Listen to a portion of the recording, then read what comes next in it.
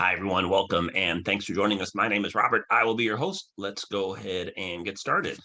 This is just to make sure everyone's in the right place. This is Washington Crossing the Delaware live stream history and film program. We always welcome people to introduce themselves. So if you're watching us live in the Zoom chat or the Q&A, you can let us know your first name, where you're connecting from, and have you been to any historical sites related to George Washington? If you're watching us on Facebook Live, you can also type in the comments there as well. It's always fascinating to find out where people are joining us from and to learn more about them. And there's a lot of George Washington sites out there. We're going to be talking about a few of them tonight, the ones related to his crossing of the Delaware River. We don't do a Zoom demonstration. These programs are just very quickly. Everyone will be in listen only mode or muted. So if you start cheering when Washington crosses the Delaware, unfortunately, no one outside your house will be able to hear you. If you do want to raise or lower the volume on your session, though, you can check the settings locally on your own device. We did a sound test earlier. Everything seems to be working fine. If you want to adjust the screen display, if you're watching our program live, so that the slides and the videos that we'll be showing take up the full screen, if that's not currently happening because there's these black boxes that have my name, Robert Kelleman, in them, you can make those go away at your end by looking for something on your device called either view or view options, which is usually at the top right corner of a person's session, and you can check off the side-by-side mode.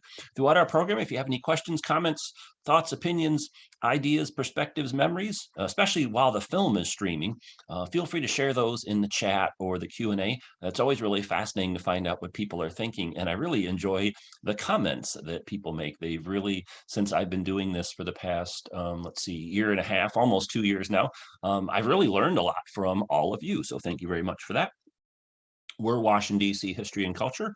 We're a nonprofit community organization, and we give people the opportunity to experience the history and culture, not only of Washington, D.C., but also of the world. My name is Robert Kelleman. I'll be your host, and I'm the founder and director of the Washington, D.C. History and Culture Organization. Thanks for being here. So this is the latest of our film history programs, and we have kind of like a four-part aspect to these programs. Number one is we want to watch great films like this one, The Crossing. Number two, we're a history organization. So we're always looking for ways to teach people about history or to learn about history. And you can explore history and popular culture through films like The Crossing. Third, we want to learn the historical context of the film, its creators and subjects. And last but not least, discover any additional historical resources that might be of interest, like books, films, music, museums, etc. So that's the purpose of our program. And tonight, as I mentioned, we'll be talking about The Crossing. So other film programs we've done recently, a few weeks ago, we did the Rosa Parks story. If you didn't get a chance to see that and want to learn more about Rosa Parks and the Montgomery bus boycott, a recording of that program is on our YouTube channel, which is called Washington, D.C. History and Culture. And then tomorrow, we're going to actually do a week-long series. Well, 4 nights. There's a epic mini-series film, Jesus of Nazareth. And so we thought we would tackle this one. This one was actually a recommendation from someone in the group. So thank you, Jennifer, for your recommendation. And so what we're going to do is watch part 1 on Monday, part 2 on Tuesday, part 3 on Wednesday, and part 4 on Thursday. So that's Jesus of Nazareth. And then next month in January, we're going to be doing Judgment at Nuremberg. We don't have the date for this program yet, probably be sometime in January, but as soon as we get the date for that, we'll be happy to let you know. So last month we did, or the last program, we did Rosa Parks. Next program is Jesus of Nazareth. And then after that's Judgment at Nuremberg. So if you want to watch some cool historic films and learn stuff, come join our film history programs. So, which brings up a good couple of questions. What's your favorite historical film? So we're starting the process of planning out what films we should watch next or review next for 2022. So if you have any historical film recommendations, please let us know. You can do that in the Zoom chat or the Q&A or the comment section on Facebook. Or on the flip side, if there's some historical film that you've heard about but you've never actually got around to seeing us, seeing it yet, let us know that as well. Maybe that's another one that we can stream. So send your recommendations or your wish list, and we'll be happy to check those out. So let's talk about Washington, George Washington crossing the Delaware and the Battle of Trenton. So the Battle of Trenton was the overall name of this military engagement, and Washington crossing the Delaware was an aspect of that battle.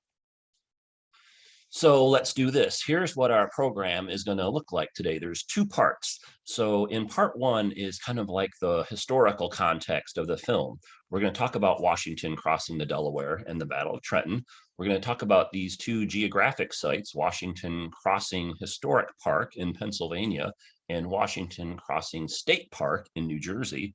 We're going to talk about Washington crossing the Delaware in popular culture. And then we're going to talk a little bit about the film, discuss it, is it accurate, things to look for, stuff like that. So that's part one. And if you're watching us live, you'll be participating in that. Now for part two is only for people that are watching the live program on Zoom. If you're watching us on Facebook Live or on YouTube, you'll have to watch the film on your own because we don't have a way of streaming it for those type of audiences. But if you're watching it on Zoom, that's what we'll be doing. And so let's go ahead and get started. So Washington crossing the Delaware, as mentioned, this was a aspect of a military engagement known as the Battle of Trenton. So let's talk about that.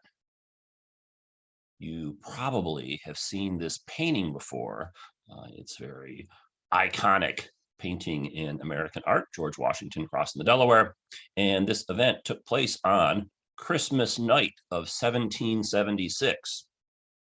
So once they finished opening up their Christmas presents and eating turkey and ham and drinking eggnog, they jumped in these boats, went across the river, and attacked the Hessians. Well, not really exactly like that, but anyway, the Washington crossing the Delaware. These were just kind of some talking points of the battle and then also of the film. So it's this defining moment in American history. Most people are familiar with the fact that this event took place, but probably don't know the historical context of it or why it was important.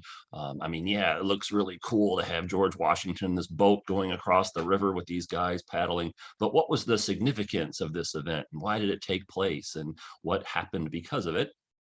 It's a real momentum changer during the American Revolution. It was a decisive American military victory at a time when the war was not going well at all for the Americans. And Washington's army had been enduring months of defeats and retreats, combined with the British being overconfident. So you have these convergence of these two forces. Now, when I say the Americans, I mean those that were in favor of pulling away from the British Empire, not the loyalist Americans, but the revolutionary Americans. And then last but not least, Washington's crossing the Delaware, the night that turned the tide of the American Revolution and changed the course of history. That's one of the taglines from the film. I thought I would put this timeline together just so people can get a sense of kind of how all these events fit together. So you can see in blue, the Washington crossing the Delaware, and then the Battle of Trenton that took place in December of 1776. These are kind of some well-known things or events that people have probably heard of before. So in 1770, there was the Boston Massacre, 1773, the Boston Tea Party, 1775, Battle of Lexington and Concord, later in 1775, the Battle of Bunker Hill. And then, so up until this point in time, the 4th of July, 1776, there's fighting and skirmishes going on and tempers are flared up, but we're not at a full all-out military engagement just yet. Well, that ends up changing when the Declaration of Independence is signed, as these colonists point out that they're interested in breaking apart from the mothership, so to speak. And so that really ends up escalating things, as you can imagine. This event takes place in December, so the same year as the Declaration of Independence, which is interesting because in America, of course, we celebrate July 4th, 1776 as a holiday. And then, of course, we also celebrate Christmas, which, interestingly enough, is when this battle took place. And then after that, the next several years, there's all these different military engagements, the Battle of Saratoga. If you've heard of Valley Forge, that was a couple years or actually, sorry, 1 year after the Washington crossing the Delaware. Then there was Cowpens, Yorktown, and then finally the Treaty of Paris. So this in military engagement that we're going to be talking about tonight is really early on in the war. And just from a kind of a geographical standpoint, so here's Philadelphia, this blue star is, and the Washington crossing the Delaware and the Battle of Trenton, that takes place over here. And the river that they end up crossing, the Delaware River, is right here. So just to give you a sense. So this military engagement takes place northeast of Philadelphia. And if you want to learn more about the American Revolution, Philadelphia and the surrounding area is probably the best place to visit because they have so much stuff to see. We'll talk about some of these things in just a minute. And then if you've heard of Valley Forge, that's northwest of Philadelphia. So you can go see all this stuff related to the American Revolution while you're in Philadelphia. This is Independence Hall, where the Declaration of Independence was signed. A popular tourist attraction in downtown Philadelphia. You've probably seen this painting before. So that's the signing of the Declaration of Independence, which took place at Independence Hall, which is in Philadelphia. And a few years ago, they opened up this really fabulous museum in Philadelphia. It's called the Museum of the American Revolution. So this is one of the top American Revolution museums in the world. It's also in downtown Philadelphia. So it's a short walk from Independence Hall. So you can see it on the same trip. They have a lot of great exhibits, including this one. And then not too far away is Valley Forge, another great place to visit. So as you can see, there's all this really cool stuff about the American Revolution that you can see in and around Philadelphia. Famous painting. So Valley Forge, not too far away from where the crossing took place at, and it was the following year. Now, our group is Washington, D.C. History and Culture. We're based in Washington, D.C. We've actually taken 3 trips, group trips up to Philadelphia to go do sightseeing. Like we've been to Valley Forge before. We went to some art museums in Philadelphia. We went and ate at a lot of interesting places. The Reading Terminal Market, if you're familiar with Philadelphia. So 3 different times we took group trips up to Philadelphia. And we have a little bit more of a geographically diverse group now than we did before COVID. But that being said, we'll plan another one of these trips at some point in time in the future. And when we do, you're more than welcome to come join us. We basically just go around and visit different historical sites and check out museums. We went on a walk. We walked across the Ben Franklin Bridge. That was interesting. We went to Little Italy, ate at all these different restaurants. So don't know when the 2022 group trip will be. I have no idea. Depends with COVID and how things work out. But as soon as we get that scheduled, I'll be happy to pass that information along and perhaps you can come join us. Here is the map of what area we're talking about. So this is the Delaware River, just a very quick geography lesson. This is the Delaware River, and it separates Pennsylvania, which is over here, and New Jersey, which is over here. And kind of an oversimplified synopsis of what happened was the revolutionaries were retreating from central South New Jersey, and the Hessians were chasing them. And they crossed the river, hoping that that would keep the Hessians at bay, which it did, so they can figure out what they're going to do. So the Hessians get to the river. Christmas is approaching. They're like, you know what? We'll deal with George Washington and his rebels in a little bit. Let's break for Christmas and figure out what we're going to do next. And well, they didn't really have a chance to figure out what they were going to do next because on Christmas night, Washington and the troops go across the river and do a surprise attack on the Hessians, which ends up being known as the Battle of Trenton, and it was this decisive American victory. Now, the months prior to this battle or military engagement taking place, as I mentioned, The American military pretty much one defeat and retreat after another, and you'll see that in the film. So it was pretty much several weeks and months of defeats and retreats. And so the Hessians really had the Americans on their heels. And so this is like a really big turning point, I guess, to use kind of like, say, a football analogy. It would be like the one team is got all the momentum and everything is going their way. And then all of a sudden there's a turnover or some other big play, and the whole game shifts over to the other side. That's really what happens in kind of a military context with this Battle of Trenton.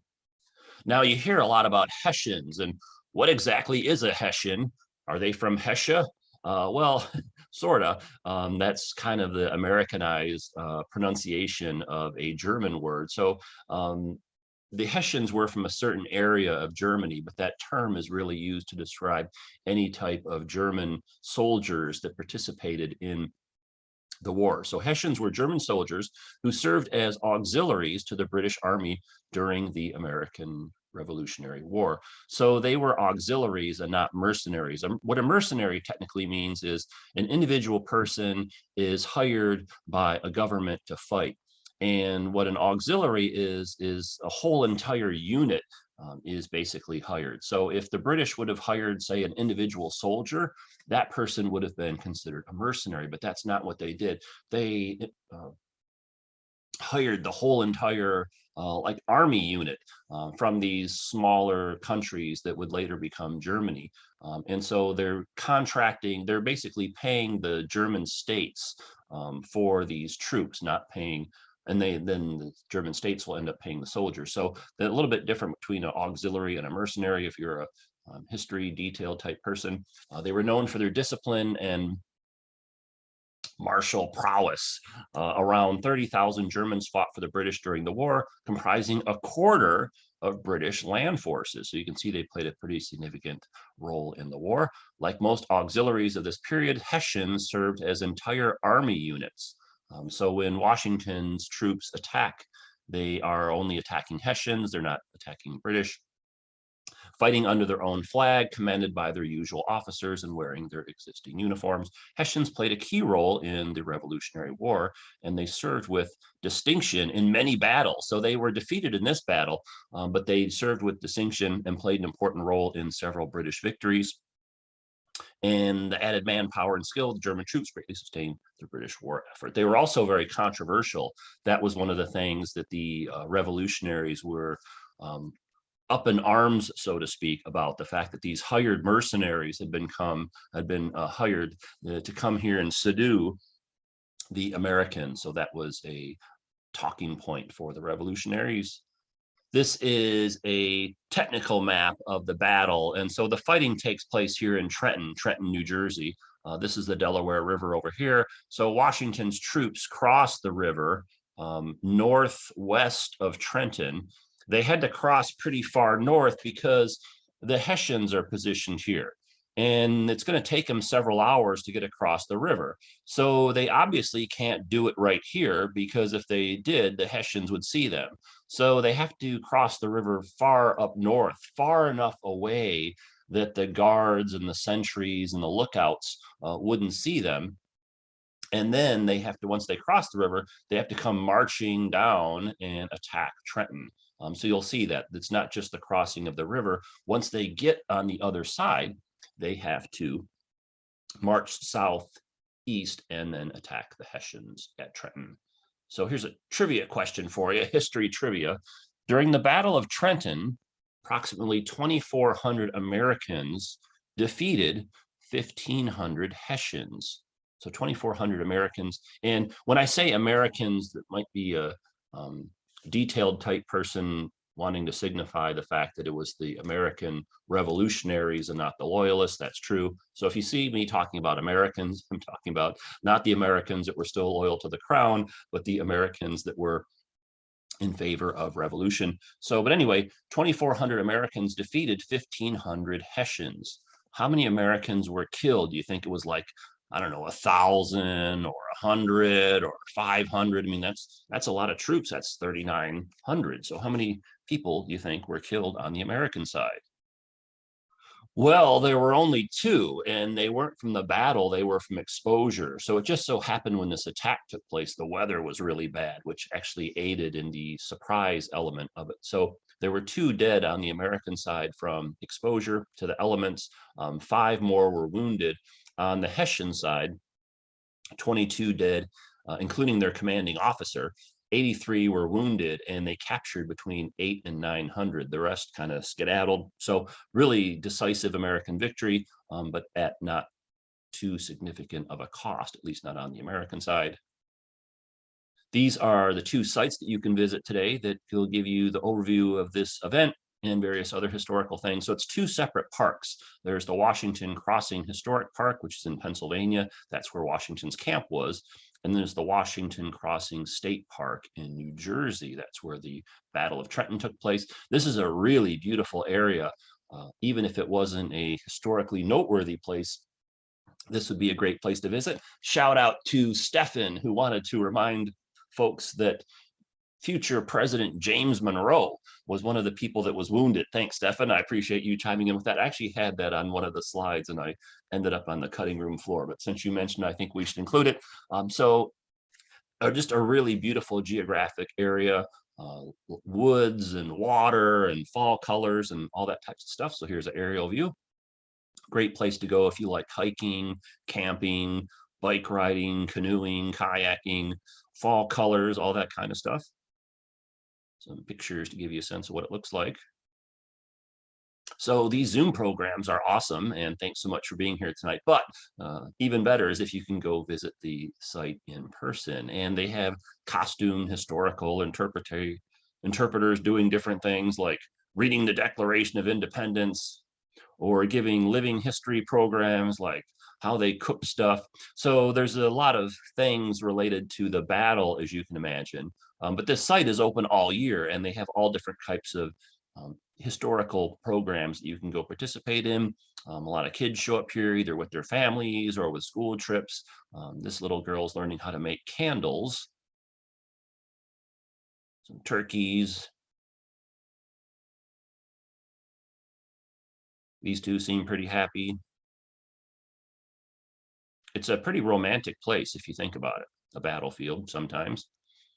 Of course, there's the historical reenactors. They have more of them there's usually some people here, but there's a lot more during important events like the anniversary of the battle or George Washington's birthday or 4th of July weekend, things like that.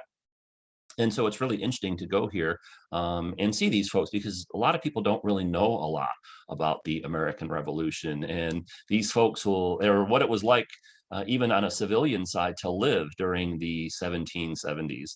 And so you go here, they'll give you the scoop on what everything was like from a military and civilian standpoint. Shoot off some guns. Oh, Judith said she attended the reenactment on Christmas Day one year. That's cool, Judith. Good job. I wish we had on this platform a way for people to share photos. we could have Judith show us her photos from her trip or something, showing you how these guns worked and things like that. So just really fascinating to go here. It's nice to listen to programs like this, and thank you so much for being here, or read books or watch movies and stuff, but there's nothing quite like actually going to see the stuff in person. These cannons they shoot off extremely loud. If you go here, make sure you turn off your car alarm, because whenever they fire the cannon off, it's immediately followed by beeping noises from the parking lot of people's car alarms going off. That's how loud and ferocious they are.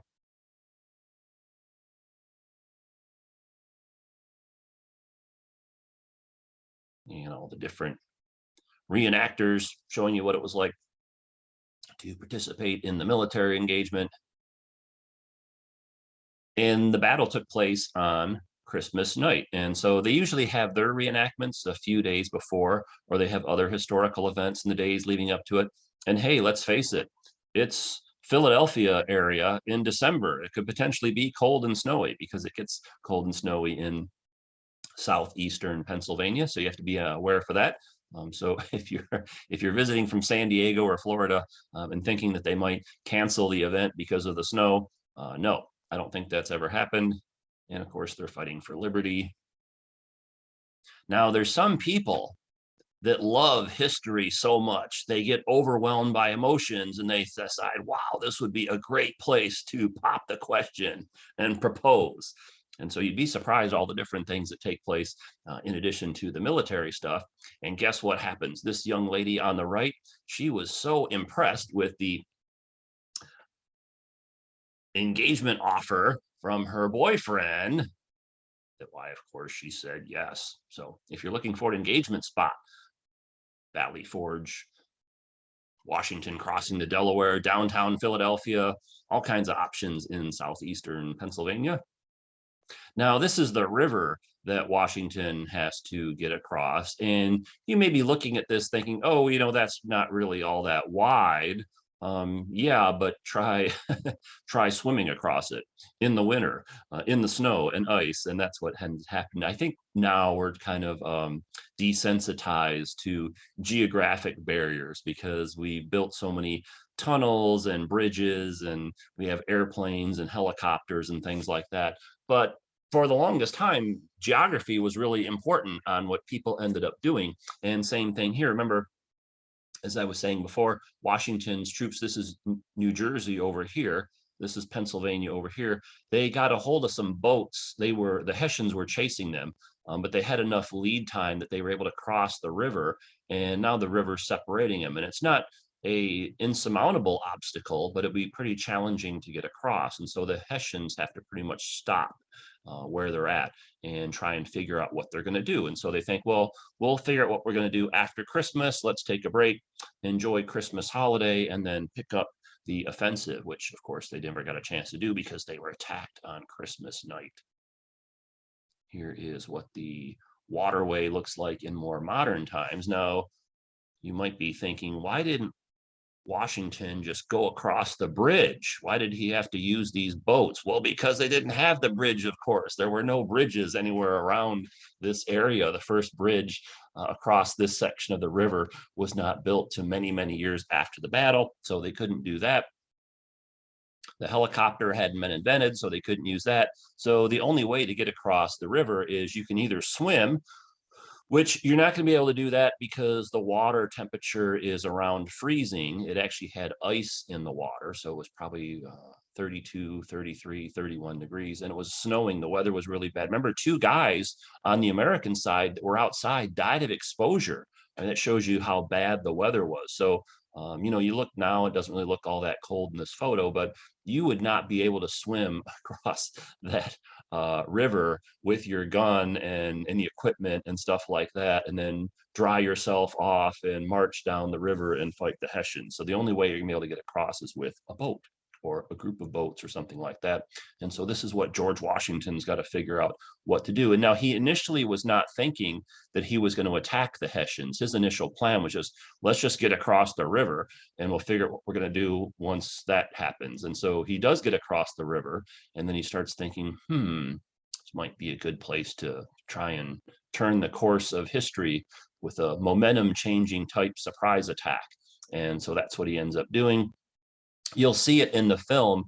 Some of his staff thought this was a really good idea, and some others thought he was crazy. And so you'll have to be on the lookout for that in the film as they're debating whether or not this crossing the river and doing the surprise attack was a good idea, because it was very risky.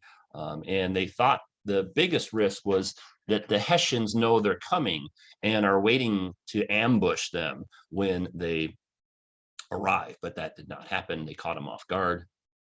These are the types of boats that they use. This is not the actual boat that Washington's troops used, but it's a recreation of what it looked like. So kind of cool to think that you can actually see what these were like. And this is a group of pictures from the reenactments from different years. So if you're ever looking for something interesting to do historically in mid to late December, you can go down to the Pennsylvania section of Valley Forge and watch the reenactment. And Some years the weather is really good and some years it's not. It was not good weather at all the time that George Washington actually did it. This is a battle that's been studied ever since. Military personnel from all over the world. This is one of the most famous. It's a famous battle for civilians. It's also a really famous battle for military historians. So people, West Point and various other military training places really study this event. You can see here there's guys in uniform that are actually participating in the reenactment. So the Army send people down here so they can learn more about it, because they think this is one is an important victory, an important military engagement, and members of the military might need to learn the tactics from a battle like this. They might be able to use them at some point in time in the future. So that's why you see those folks there. Here's our reenactors braving the snow.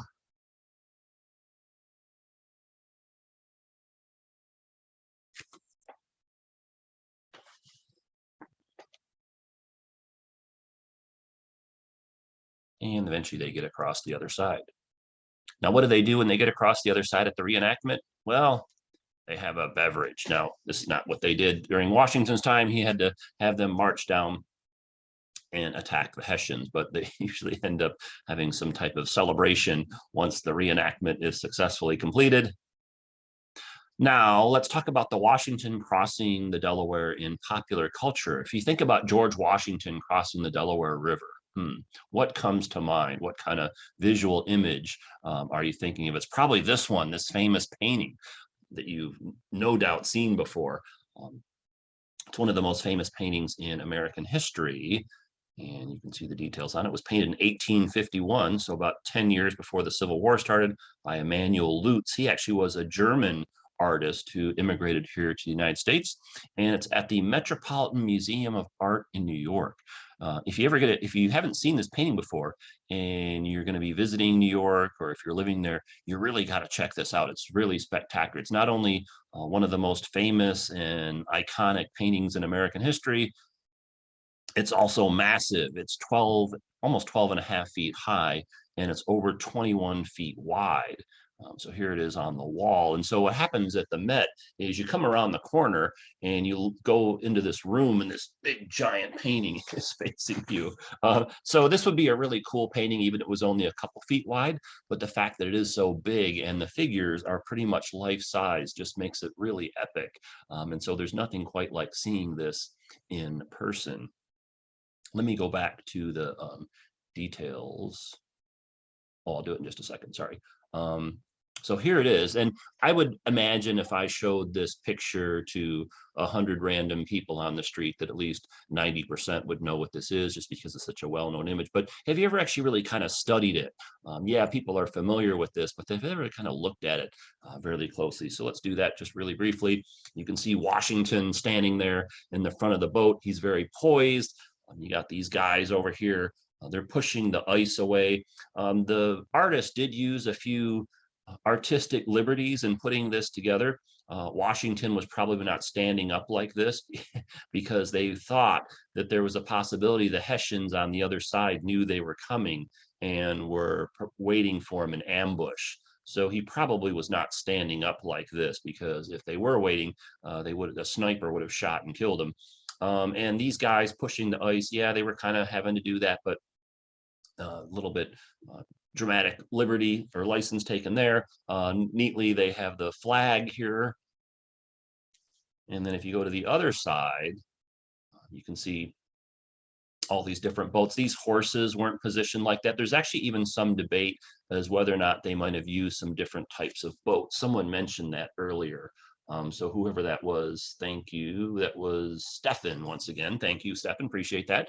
So a little bit of debate on what actually got brought over in terms of equipment and horses and all that kind of stuff. But nonetheless, it's a cool painting. And if you get a chance to go to New York City, make sure you check it out. Washington Crossing the Delaware. Now, that's not the only painting that's ever been done of this event. There's three others that are pretty well known, two historic ones and a contemporary version. So let's take a look at those. This is by George Caleb Bingham. You may have heard of him. We've talked about him in some of our art history programs. This is from 1871. This is at a nice museum, the Chrysler Museum of Art, which is in Norfolk, Virginia, southeastern Virginia.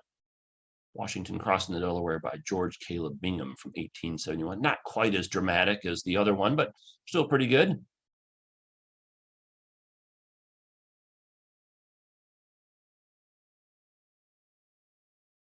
Got Washington front and center, got all his men there. This is a more recent version by Mort Kunstler from 2011. It's also got Washington front and center.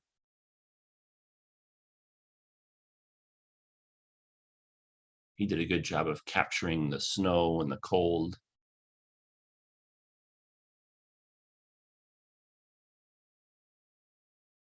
And then here's another version. This one is by Thomas Sully from 1819. And for our friends in New England, this is at the Museum of Fine Arts in Boston. This is an interesting work because in his depiction, Sully chose to depict Washington already across the river.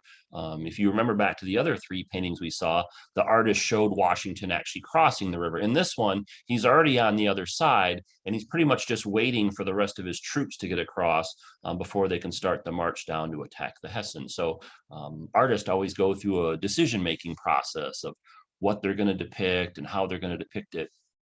So interesting decision-making there, Thomas Sully.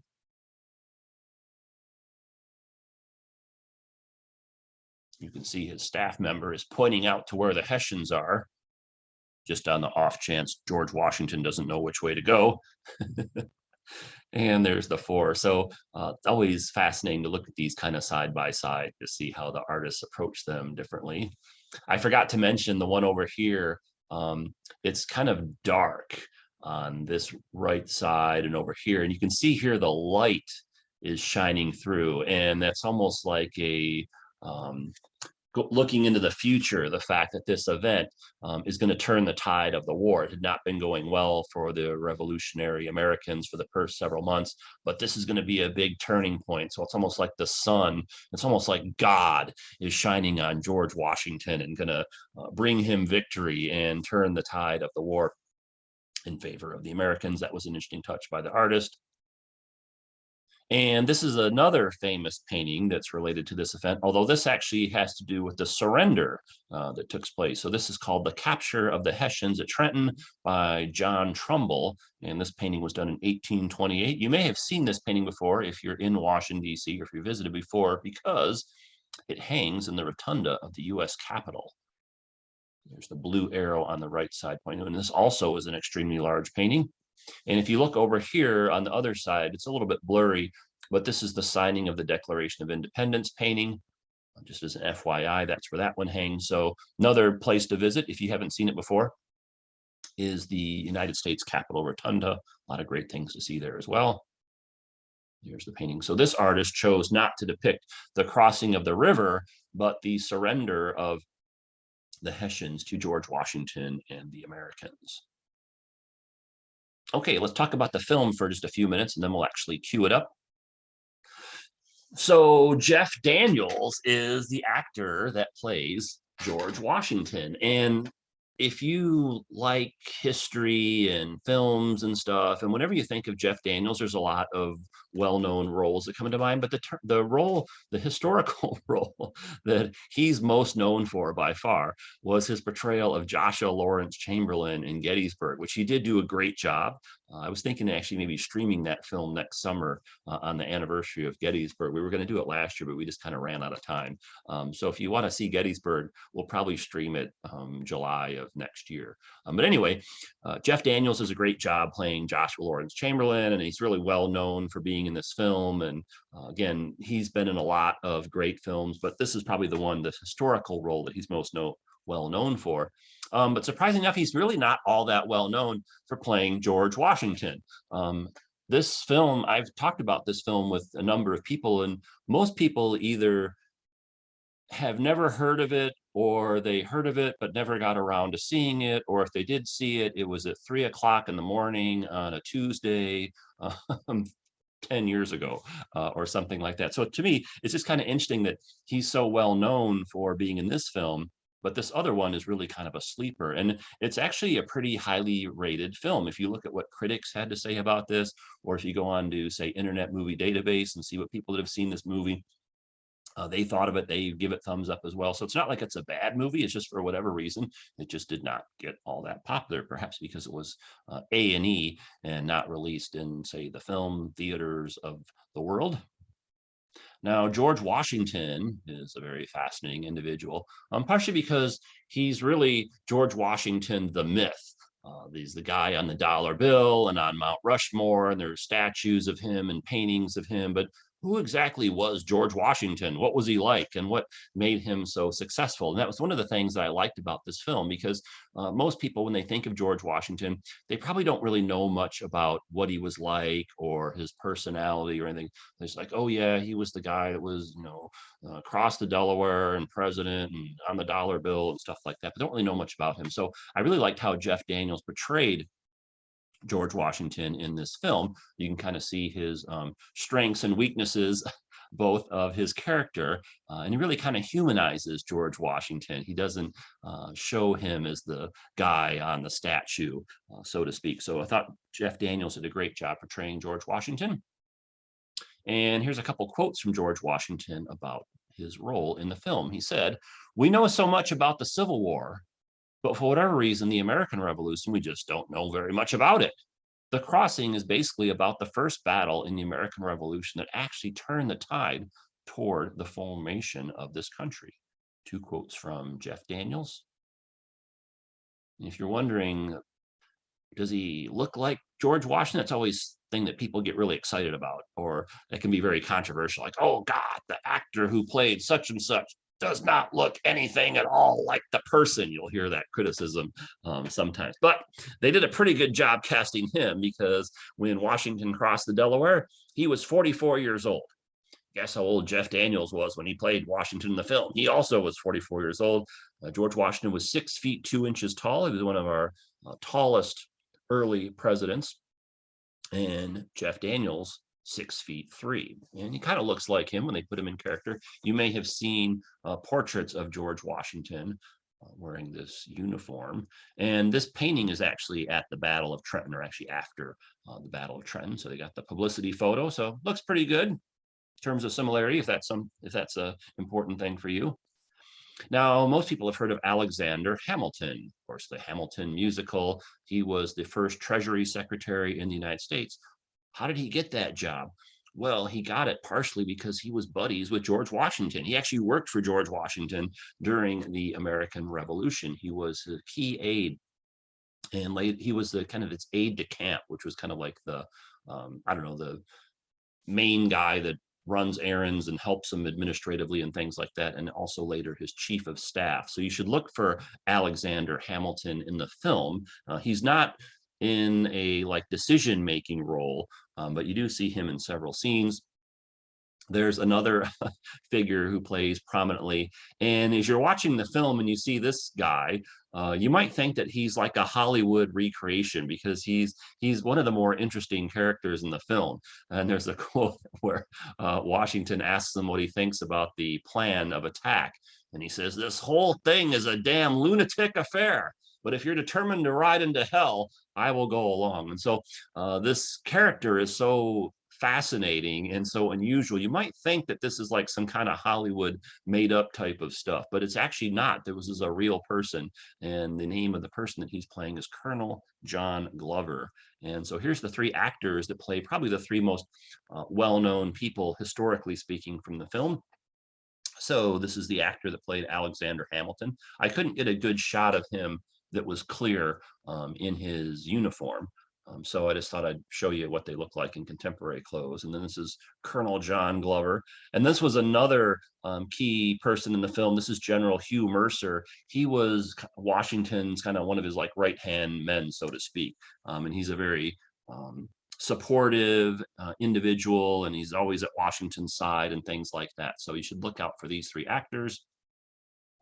And here's some more quotes from Jeff Daniels about the film. It says, "I hope when people see this, it spurs them to ask questions or to find out more. not only about Washington, but also about the origin of this country. I hope when they look at Washington that they see more than just a face on a dollar bill, that they understand there's a human being behind the statue. And that's really important to consider because Washington really took a huge gamble by doing this attack. And if it had not worked out, I don't know, who knows what would have happened to him. He probably would have been fired.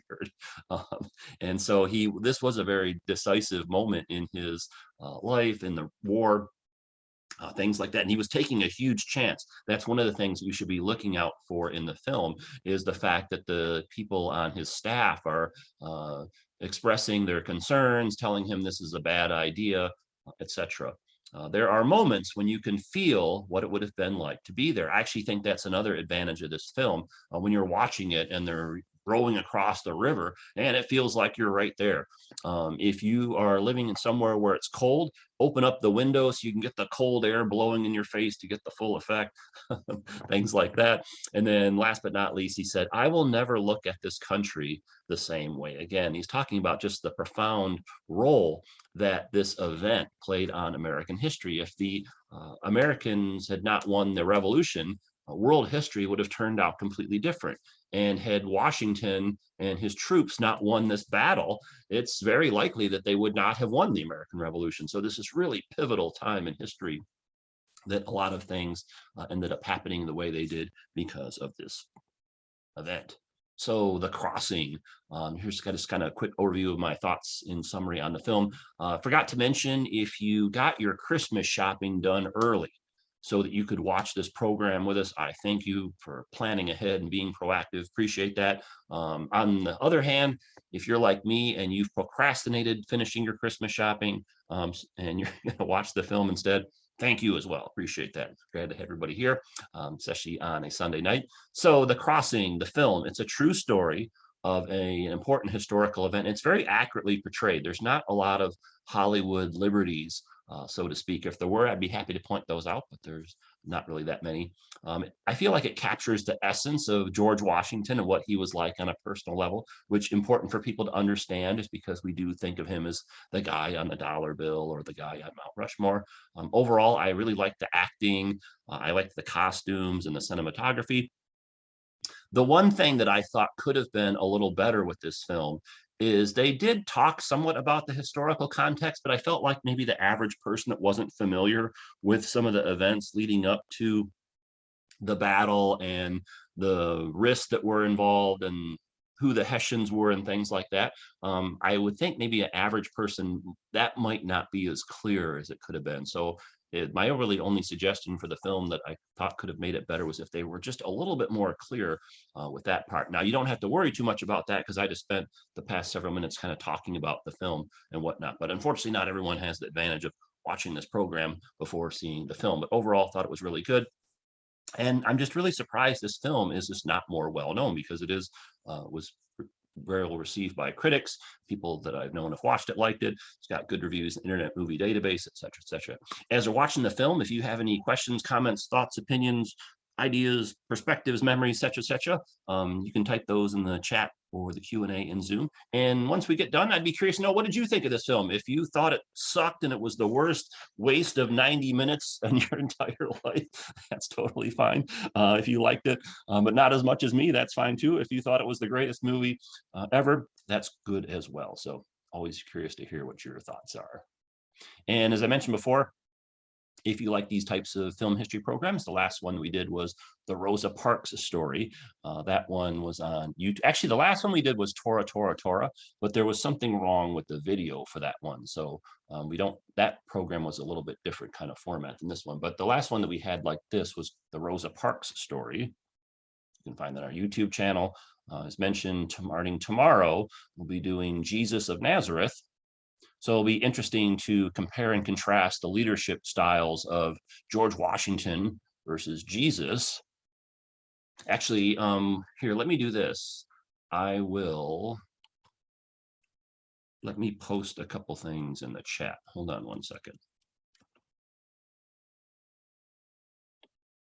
If you are watching our programs on Meetup, we've had a lot of problems with the meetup website and announcing events and sending out emails and stuff like that. So what I'm going to do is, if you want to watch the Jesus of Nazareth program with us, I'm pasting the Zoom info in the chat. So you can go check that out. Now, I'm hoping that all 4 of the sessions are going to use the same Zoom information. So I've included that there. So if you want to join us for Jesus of Nazareth, even if you haven't signed up for it anywhere, feel free to come join us. If you're not able to join us, I'll try and record the introductory comments for that one like I did for this one. And if you want to watch the Rosa Parks program, that one's on our YouTube channel, and I'll post that in the chat as well. Okay, there you go for that. Oh, and one last thing. I'm gonna stream the film, so if you are watching live on Zoom, you might not necessarily need this, but if you're not able to stick around to watch the streaming of the film, it's actually on YouTube. Some kind individual posted out there.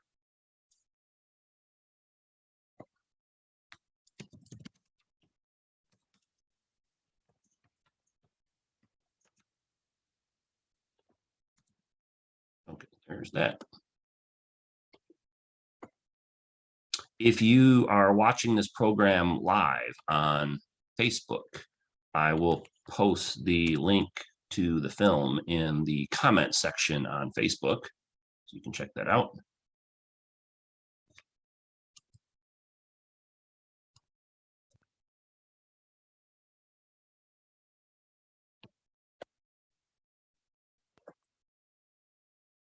And then, as I said, the next program we're going to do next month is going to be a film history on Judgment at Nuremberg, which is really an excellent film. So encourage you to come join us for that if you can. And as I mentioned before, always looking for recommendations or suggestions. So if you have a favorite historical film that you like, that you think would be a good for this type of program, let us know in the chat or the Q&A. Or if there's a film that you've always wanted to see and just never got around to seeing it, you can put that in the chat or the Q&A as well. Thank you very much for that. So we're going to go ahead and queue up the crossing. Now, this is going to take me about maybe 1 or 2 minutes to queue up. So just sit tight. And if you're watching on Zoom live, I'm going to stream the film in just a minute or two. If you're watching a recording of this, or if you're watching this on Facebook Live, I have to disconnect because I can't stream the film through YouTube, but you can always look it up on your own. And if you are watching this in the future, thank you so much for joining us. So if you're watching live on Zoom, just sit tight and we'll get the film queued up in just a second.